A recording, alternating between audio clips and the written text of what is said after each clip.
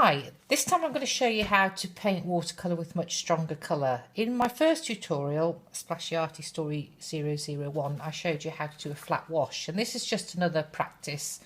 What I want you to do then is to go and find a photograph. Here I've got an elephant, and do just a very simple line drawing of that elephant. And then I want you to have a little bit of fun, so just take a pencil and start to carve your elephant up. Sounds painful. So just extending any lines there, the ears can extend to the face like that.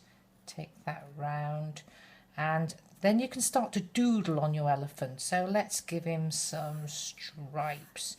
It's really just to give you lots of interesting shapes to paint. So I'll give him a stripy trunk, and maybe let's take a line up there and could give him some circles. We could also do something with the background, so let's do some big zigzag shapes there and some flowing shapes. And if you get a ruler, you can do some lines as well. So you've got lots of curvy shapes and lots of straight shapes to paint. So you could even make him a bit of a hippie elephant. Let's give him some flowers.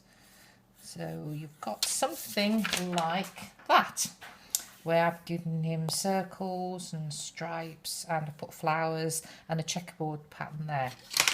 Right, the difference between this and the first tutorial is that we're going to paint with stronger colour. If you remember in the past, I've got you to paint with quite dilute paint, and I've asked you to mix it up to the consistency of semi-skimmed milk.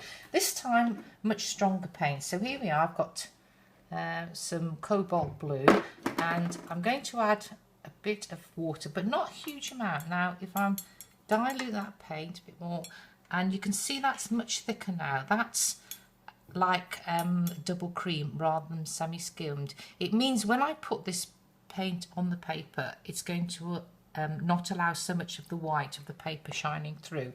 But it's the same principle. We put our board up on a slope there, load your brush with this much thicker paint, got a bit more, and again you just start to paint. You can see it's a little bit trickier because it's quite thick paint. You've got choice here. You could either paint watercolour in layers, so you could paint a dilute layer with dilute paint, let it dry, and then paint stronger on the top and build up in layers. I prefer, and I think it gives a better result, just to paint it in one go. Now if you remember, you keep a bead going, so there we are, there's our bead. But what you've got to also watch out for is, can you see there's a bead there which is pooling, and I don't want to leave that because if I do that and put the board down, it'll start to bleed back. If I show you that, I put that, you see that'll start to go up there and you'll get an unpleasant line. So I'm just getting, do you remember my thirsty brush? Wash your brush, squeeze the paint out. Let's get it back again and just keep that going. All right, that's fine. Lower my brush, you see that I've kept the bead going there, so I can just pick that up and I can take it right down to the bottom, keep that going. So it's bit of a juggling act really to get it going, but again you can take your time, don't have to rush like this. But you see again, look, that's pooling, so I'm going to have to take that up.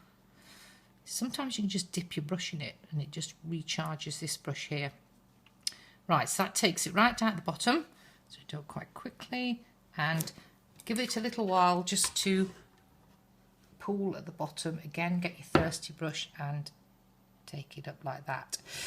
This is one I did earlier, and I've left the white there because I want the white of the paper. As you can see, I've painted over these shapes, and that's because the blue is going to be stronger than the yellow, so I can actually just paint any stronger colour, any darker colour on top of the base there. It will affect the colour. That will obviously be slightly green because you've got some of the yellow paint coming through, but that doesn't really matter.